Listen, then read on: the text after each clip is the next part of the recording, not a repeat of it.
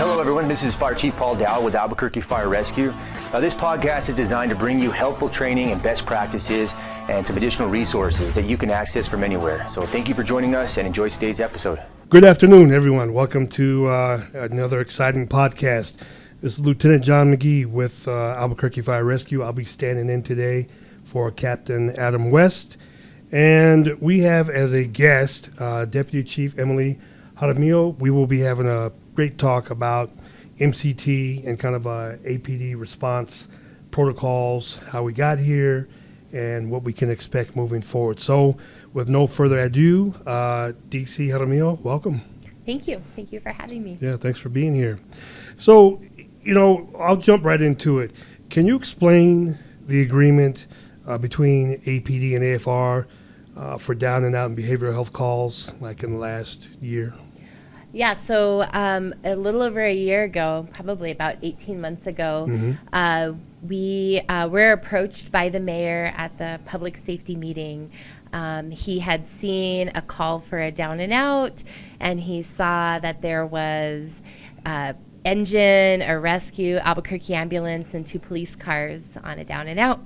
And he asked us why we sent so many resources, and that's the way we've been doing it for a long time. So we kind of explained to him what our response was, Sure. That it was probably a Delta call because the rescue was there. But he wanted us to work on efficiency between the 2 departments and how we were responding. So when we talked to APD, we identified the down and out calls and the site calls as 2 where we were probably oversending resources. So those were the 2 that we kind of identified to make some changes to. So that agreement that we had made was that on the down and out calls, if they were in public view, there was really no scene security issues and no reason that APD had to respond with us to check for scene security and then hang out, because that's a priority 1 call for them, just like because they were responding with us, just like active burglary and other kind of more serious So any crimes. response with AFR is considered a priority 1 call for them? Yes, when we Gotcha. request, they make it a priority 1 call. Gotcha.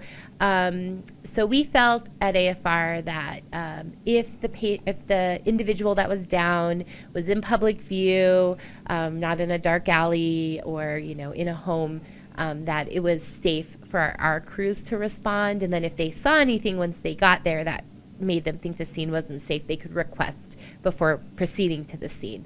So that basically cut the APD response. You figure we ran over 16,000 23s and 32s last year, so that cut down a lot of responses for APD. And so on their side, they have extensive mental health training, and were responding with us on those calls. And so They have more mental health training than we do? they have more mental health training than we do. So we decided that might be a good way to be a little bit more efficient in that response. So we worked with some of the APD leadership to come up with a policy for them that they would respond alone to our 25 alphas and 25 bravos. So suicidal calls, kind of the more minor psych emergencies. Sure. And then they would only request us if there was some type of medical reason for us to go, as far as other medical complaints that we could treat. So trouble breathing, On chest those pain. calls or whatever. Yes. So tell me about some of the resources that APD have for behavioral health. So APD has a whole unit. It's the Crisis Intervention Section, the CIS. And that's their entire unit that's devoted to behavioral health. And so the Crisis Intervention Section is made up of Crisis Intervention Unit detectives. Got it. The COAST team, which is Crisis Outreach and Support teams. Are they civilian? Those are civilian Okay. teams that also will respond out to people in crisis. The civilian response was added because a lot of people in crisis, when they see a badge, Could be a trigger. It can be a trigger. And so they added that civilian team. They also added MCT teams, which are mobile crisis teams. Okay. And APD has currently 4 mobile crisis teams, and Bernalillo County, or BCSO, has 2 mobile crisis teams. So we have 6, so to speak, for the county itself. We have 6 for the county itself, but speaking to our APD counterparts, AFR, we can request their MCT teams, and they said that it would be easier for us to request the APD ones versus the BCSO. BCSO tends to like to keep their teams in the county response area, so where the sheriffs in Bernalillo County Fire are Primarily responding. That makes sense.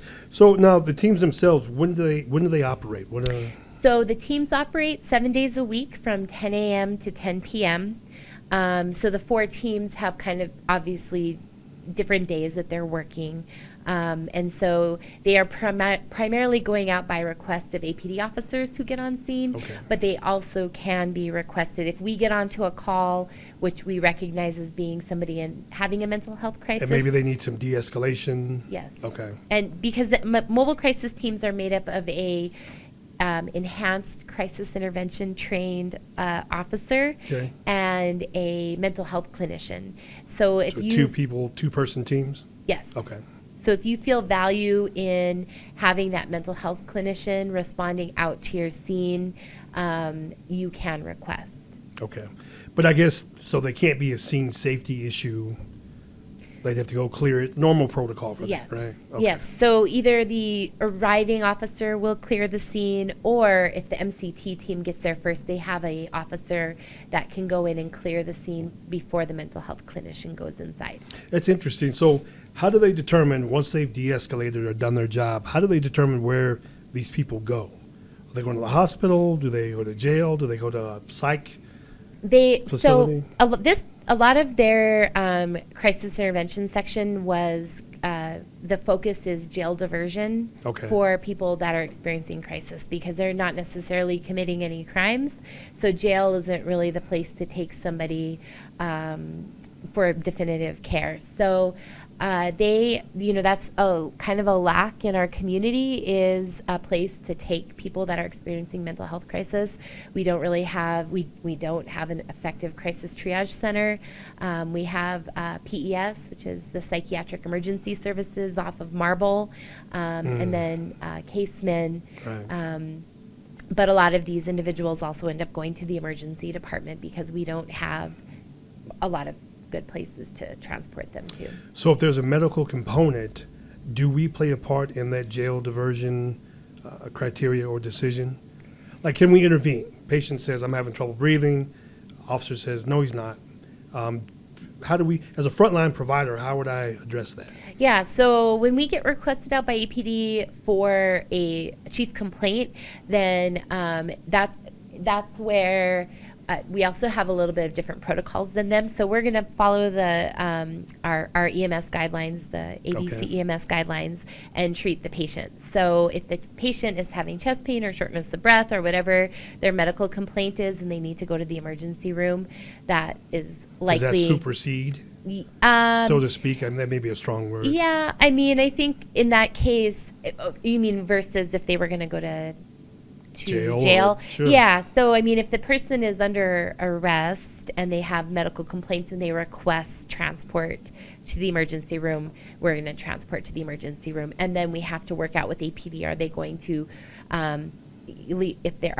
how are they going to ride in with us? Are they going to ride in the back with us? Are they going to follow? All those different protocols that we see based off of the if the patient is being detained by law enforcement. Okay. It gets interesting because I think sometimes there can be some contention, right, about sick, not sick. Is the patient being authentic? Is there a certain protocol or threshold that we look for to say, are there certain vital signs maybe even that we should look for, or is it just strictly presentation? Well, for them to take them to... Sure, for us to tell the officer, you know what, we believe he may be having a medical event. We take him at his word. We've measured his vitals.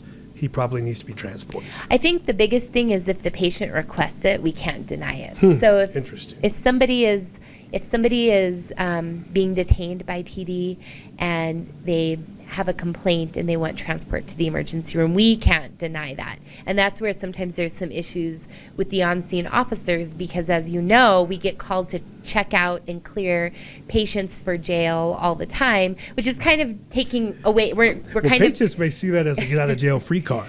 And they may, but we're not there. We can't clear them, and so they might, that's Manipulate a little the bit? ER. Well, that's what the ER is there for. Okay. So, and so that's where there can be some on-scene issues with the APD officer who was just following their protocol to call us out to check the patient. We're following We our get protocol. there, we're following our guidelines, which say we can't deny somebody transport if they request it, and that's where you can sometimes see some on-scene issues with APD. Gotcha. So there's another something I wanted to get clarification on, and it involves the certificate of evaluation. Mm-hmm. And how does that play into, because my understanding was that with this certificate of evaluation, the understanding is that we have this legal ability to force transport, or PD does, right? If they say you have to go, they have to go through this certificate. Is that true? Yeah, so this has been another area that's been it's very difficult for APD and EMS to kind of understand each other's sides. And so APD follows a state statute, which if a individual is going to prevent harm to themselves or is in grave passive neglect, they can legally force people against their will for an evaluation. And so that's what the certificate of evaluation does, is whether the person wants to go for an evaluation or doesn't want to go, they determine with a clinician. So the evaluation is not filled out by a police officer, it's filled out by a mental health clinician. These are all higher trained people. These are, nurse practitioners, social workers, clinicians. So the certificate of evaluation is filled out by a clinician, and then APD can then force transport for them to be evaluated at a hospital or a clinic or whatever. Now, do we have any role in that? So this is where we sometimes have issues on scenes, because they might call us out to check somebody and the patient, and they might want us to transport. And we will have individuals that don't meet our criteria to force transport, and they will, the So team no on medical scene- complaint, Yeah. no SI or anything like that? Yes. Okay. Yeah, so we'll run on people that are alert and oriented, stable vital signs. Maybe there's nothing that we see, no real proof that they were SI, and then they will have a certificate of evaluation and want them transported in an ambulance, and we have to explain to them people have the right to refuse medical care, and that's what we follow, and we can't force somebody to receive medical care that doesn't want it. And so that's where you'll sometimes see these issues between the police department and AFR. And how does that affect the indigent population? Is that part of the criteria for the certificate? If perhaps they're homeless or they're living in squalor, so to speak, does that generate a certificate to say, well, he's not taking care of himself, we want him to go in and be evaluated? Yeah, so I think for the certificate evaluation, I think it depends on probably how they're caring for themselves and what they find with that individual. So it could be someone experiencing homelessness, Right. or it could be somebody, as you know, that is living in an apartment and living in squalor in unsafe conditions that we would probably report to Adult Protective Services or something. That might be a reason, if they just seem like they're not taking care of themselves very well, that they would try to force transport where we may or may not. So. And then what's the contingency for that? Let's say we tell the officer we're not going to force transport them. Is there a contingency built in for that? On their side? On their side, we've been trying to educate them more and more. So we go to their cadet classes to explain the EMS side of this, and our kind of role and our requirements. And so we're trying to educate them, but ultimately, we have explained to them, you have to understand that we will get a refusal, and then they are the ones that have to transport wherever Gotcha. Okay, so with all of these new developments, and then we're going to talk about some other stuff, right? Because I know there's a DOJ component that kind of underlines all of this. But how has this agreement changed our call volume? So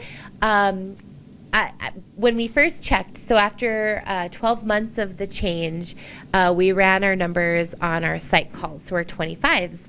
And we had decreased our psych calls by over 5,000. And so initially I was ecstatic because I thought we had, dropped 5,000 calls off our call volume. But then when we looked at the total call volume, our total call volume for last year didn't change that much. So were those calls just kind of moved into another classification or category? So what we think is happening is that there's an understanding, and rightfully so, that if the patient has a medical complaint, if they are complaining of shortness of breath, or they're have severe lacerations or a variety of other medical complaints, that we are to be requested out. And so it's my suspicion that these 5,000 psychiatric calls, a good number of them are hiding in sick calls, in trouble breathing calls, because what our dispatch is doing is now they're receiving a request from APD, and it's, I'm on scene with a psychiatric patient, she's complaining of chest pain, so then alarm is coding it as a 10 because it's chest pain. And so that's really the reason why we added that tab into Image Trend, was to try to track that a little bit better. So it's still the dual response. It's still PD requesting our presence because the patient may have a complaint. So on scene, what do we do with that? I mean, is it a normal protocol? We evaluate, we do our assessment. Yes. And then go from there. So we might get there, and sometimes you get there and the patient says, I didn't have chest pain, and I don't need you guys. And then you can get a refusal if the patient doesn't want your. If you get on scene and the patient tells you, I don't want you to touch me, I'm good. You can use your decision making as a provider in that instance, and follow our guidelines. So now, but for us to track that, is there how do we track the PD not response, but they're calling us out, the request? So it's new. We started it in the beginning of September, and so once we realized that and really the reason we wanted to track it is I got a request from the city to give them a number of psychiatric responses that we had. And I felt like the 1,500 number that we had over that past 12 months wasn't an accurate representation, because I know that we're getting requested to psychiatric scenes. And so we added a tab in RMS, and it's one of the validity rules. So you can't close your report out without answering a yes or no question, which was AFR requested by law enforcement. And the reason we added it is not to big brother law enforcement or anything like that, but we really want to try to be able to track better how many psychiatric responses we have maybe hiding in other medical complaints. Now, how would you determine? Because if PD requests us to come out, perhaps it's for just to check out the patient, they have a medical complaint. How do we know which ones are being requested for psych calls and which one are purely medical? So I had talked to Lieutenant Martinez in RMS about this when we were creating the tab, and what our thought was that we could then pull data that would show side-by-side calls where we said yes, and then we could make rows with the call type, so 26 alphas, 6 Charlies, probably 10 Charlies, some of these call types that we think that the site calls are falling in, and then through quality assurance we can go back and review those reports and cross-reference and see what other information our officers put into their report. Okay, great. And then I think just on that last one, we have an increase in down and out calls, but no patient found. That's some of the data that I got. Is that related to the disengagement clause that I know is in the APD SOP, where they can choose to just completely disengage from the patient if they think it's in the best community of the patient or the community at whole? So I think what happened with the no patient found was when we took those calls from APD and they were no longer responding with us, what happened is a lot of those calls APD was going out first to, and they didn't find anybody because it was the person driving to work that saw someone sleeping on a bench, calls it in, isn't willing to stop, and then by the time we respond, that individual has woken up and walked away. Okay. So we think that a lot of the no patient found increases were because of that change. Gotcha. Just time. And then that's a great segue. So what are we doing to address the call volume and the homeless and addiction problem? Like, Yeah, so I know we have BLS. big question. So a couple of things that we did. So we did start our BLS rescues. That was in the FY19 budget. Yes. And because of our staffing issues, we weren't really fully able to roll that program out until May. And we've experimented with different May schedules. of this year? May of this year, Okay. yeah. So we have the 3 rescues on 7-day-a-week coverage, and they work 4 10s. And so every day there's at least one BLS truck in service, and then some days there's 2 BLS trucks in service. So they kind of rotate around, and they're responding to our 23 Bravos, our 32 Bravos, and then we added 26 Alphas in September to see how that would go, taking a call type away from the rescue. So far, so good? So far, so good. Are the crews feeling that difference? Do they? Yes. So talking to the crews at 12s and 5s and 11s, overwhelmingly what we hear is they know when the BLS trucks go home. Really? They can feel a change in their call volume. We're having the BLS rescues transport right now for several reasons, but that's another thing that might be evaluated in the future. We may weigh the pros and cons of having them transport for the system as a whole, and it might be better that we might be better off not having them transport, but that's kind of a bridge we haven't crossed yet. So Okay, and then I understand that we've also, some of the calls have gone to squad units. yes. So Okay. we also added, several months ago, we started a pilot, and really what kind of sparked the pilot was figuring out how we were going to distribute the BLS rescues. So we all know Central Avenue is crazy busy and is, over 25% of our department's call volume is along Central. So when I was looking at where to deploy them, 13s is one of our busiest stations. One of our busiest rescues and engine is not along Central. It's on San Mateo and I-40. So I started to think about, do we want a BLS truck to go up to San Mateo and I-40 and help cover up there? But then, looking at Station 13, there's other apparatus in the station that could help lighten the load for the apparatus. And so really to be efficient with what we have and keep our BLS rescues centralized on Central, Sure. we thought, let's try out and see if having the squads take the 23s and the 32s lightens the load for the engine without, kind of changing the response for the squad. Sure. Because we still need squads on fires, obviously. They're And a very what's been asset to fires. What's been the outcome? So, at first there was a lot of confusion. It was unfortunately for our dispatch, the CAD is so old. A lot of it is stuff that the dispatchers, it's their discretion, Okay. and they have to remember, and it's just a lot for our dispatchers. And so the first month, what we found out is the squads were getting a lot more calls than the 23s and the 32s.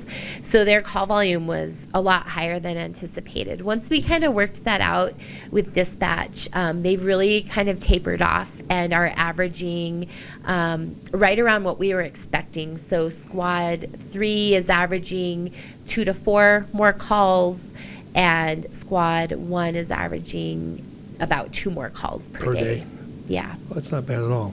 But if you cumulatively, that's helping out with the general problem. Right? Yeah. If you look at the call volume for the engine, engine 13 was projected to be over 6,000 calls this year, and based off of the numbers, which it won't be accurate because we started at mid-year, but based on the numbers, if we were to do it for 12 12 months and then pull the numbers, we'd probably have them right around 4,000, probably over 4,000 calls, which That's is still significant.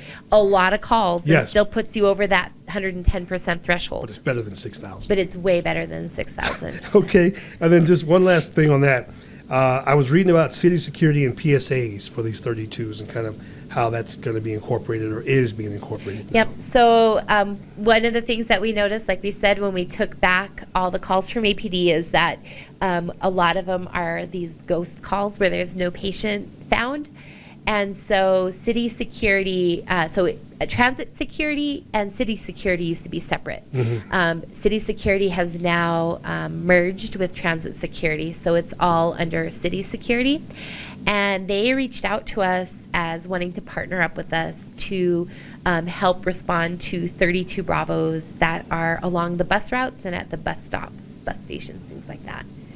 So, Okay. What about the libraries? Is that I think it depends on if it's on a bus route or not. Gotcha. Yeah. Right now, I think we're starting. I mean, this is a brand new Okay. pilot program, and this is something that they were already doing. So anybody that's worked really along Central or Lomas, city security is out, waking people up off of bus stops, asking them to move along.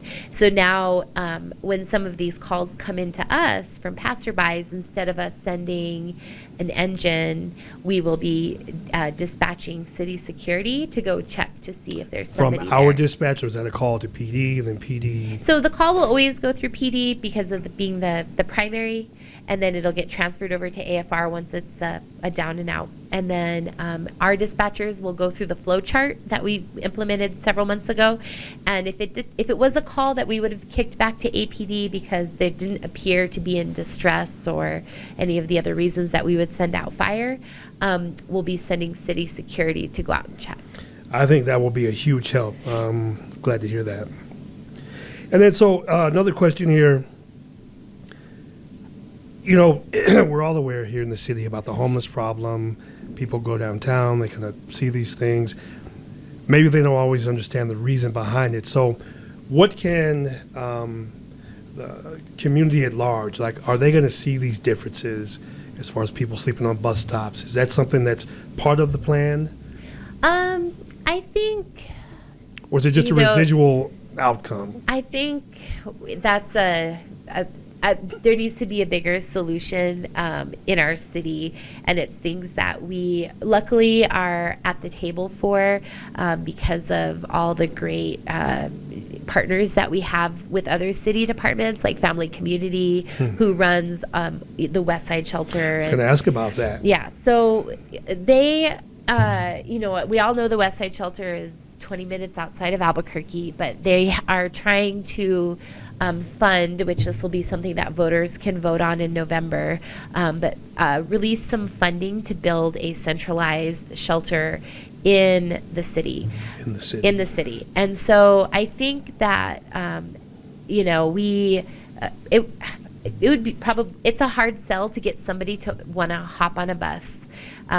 People experiencing homelessness, especially the ones that we see out in public the most, because those are the ones that we always, I think, as firefighters, when we think about someone experiencing homelessness, we think of our down and outs. But we have families as well. We have a lot of families. There's probably more people that are experiencing homeless that we never interact with as firefighters because they're couch surfing, they're living in cars, they're not accessing 911. These aren't people with substance abuse or mental health issues. They're just, falling on hard times. And so the Westside shelter right now has, they're doing another 2 weeks of being open 24/7, and during the day. We're changing seasons, or they just wanted to pilot it. It's the second time that they've piloted it this year. Okay. And so what they're finding now that it's getting a little cooler, during the day they have about 150 people there that just didn't have anywhere to go during the day, and a lot of them are families. And so there's times when they'll have 30 families staying out there with children. So the shelter, having shelter with services and permanent housing, transitional housing, is all key to kind of seeing is seeing so much visibility with our homeless. But we also have the people that we interact with the most on the fire side, which are the individuals with substance abuse issues and mental health issues, or sometimes both. And so for them, they need more than just housing. They need treatment. They need detox. They need mental health. Is that all projected when this new concept of the Westside shelter, is that all projected to be in-house? Yeah, well, so the new concept is definitely something that's going to try to link people with more services. And they're trying to work with the county so that we provide certain services in our city facility, and then places like MATS might provide different services. Gotcha. Because really there's just a huge gap in our community for any of those things that these individuals need. And so what we see on the fire side is we see, that's when you pick up somebody as a down and out in the morning, they go to Loveless, and then they get back out and you see them with their bracelet, at midnight that night. Right. Again, because there's just, it's just a cycle, because there's really no effective way to get them any kind of treatment. So right does now. crisis triage, how does that fit into? So with the city, and this is all stuff that I've learned from our partners at Family Community. I can tell you a year and a half ago I knew none of this. But what crisis triage and then step-down care does is, like, when somebody goes in that's experiencing a mental health crisis, they might get, care for a certain time frame. So, and then they get discharged. And so if they're also experiencing homelessness, or if they don't have a support system, a lot of times they just go right back into crisis. And so we really need some kind of step-down care where somebody can then continue to get kind of intensive mental health care. But our HEART program is not designed for that? Our HEART program? Yes. No. So our Okay. HEART program is kind of working on a whole different aspect of the 911 system. But I think maybe there's some confusion, right, with that we find these patients, we follow them, we're part of their step-down care, we're making the referrals, but that's not our function. So we're not part of step-down care, so they're not referred to us. Like, if they get out of the ER, we're not getting the referrals that way with the HEART program. So the HEART program is really focused on referrals from our providers on people that they feel would need some assistance with getting resources. And so that's, or being identified through just being a frequent caller through Image Trends. There's a lot going on, so to sum it up, we have a lot of community outreach, right? And Yes. would you say these programs are key to helping all of this come together? Because what's the overall objective? Like, what are we after? Yeah, I mean, I think, probably setting into all of this, it's always to reduce our 911 calls for these low acuity problems. But I think what we've really learned is that it's bigger than just reducing our call volume, that this community just, we're not fixing, There's there's a lot social of, components, yes. right? Yeah, there's a lot of. Would you say we're key to all of that, to helping that? Because we were talking to state representatives, and they kind of struggle with this problem. The homeless problem is sometimes it can be a trigger. It's sensitive, right? Mm-hmm. Even how to refer to them. But a lot of times, I don't think it's completely realized how emergency services, PD, AFR, how we help or are going to be needed to help to solve these problems. Like, well, I think that makes it reactive, right? Because there's no effective programs for these individuals, and we can't get them in to talk to a doctor. I mean, it's even hard for people with insurance to go see their primary care. Absolutely. Let alone, I was just talking to somebody that was trying to get their child in to see a psychiatric clinician, and they were having to wait like several months. And they, that's somebody that has insurance. And so there's just no resources. And so what ends up happening is fire and police will always come if you need us. And so we end up being kind of a Band-Aid on what needs to be a bigger fix. And that's why, investing in things like an effective housing center that's offering services is a step in the right direction. And all the community outreach that AFR and APD do is another kind of effective way to try to help before problems get worse. okay, and then we'll wrap it up here. So let's say we have someone who listens to this podcast or watch on YouTube, and they have family members or people that they know who may benefit from these resources, what's the best way for them to reach out to either us or to access those services? I mean, I think it's kind of hard just to reach out to us for our services, because a lot of our services and APD services are generated from 911 calls. I really feel like people that need connection with services that are in the city, one of their best resources is probably to reach out to our family community services. Because they have so many programs from early childhood that is never full. If you need pre-K for your child, they've got that all the way through. The city has our senior services also. So I think for people that are, if it's a non-law enforcement and non-fire person that is watching this podcast and is like, I need some help for my family member, I would probably actually start through family community. Okay. And you can go on the city website and find their department. Find that. Mm-hmm. It's good to know. And, to close out, we'd like to thank all of our frontline providers. Thank you, DC Jaramillo, for being here, providing this information, to APD and all of our partners. We want to say thank you. And, just keep watching the podcast. We're going to continue on, and hopefully these are educational and helpful for you. So with that, we'd like to say good afternoon, and please like and comment. Thanks.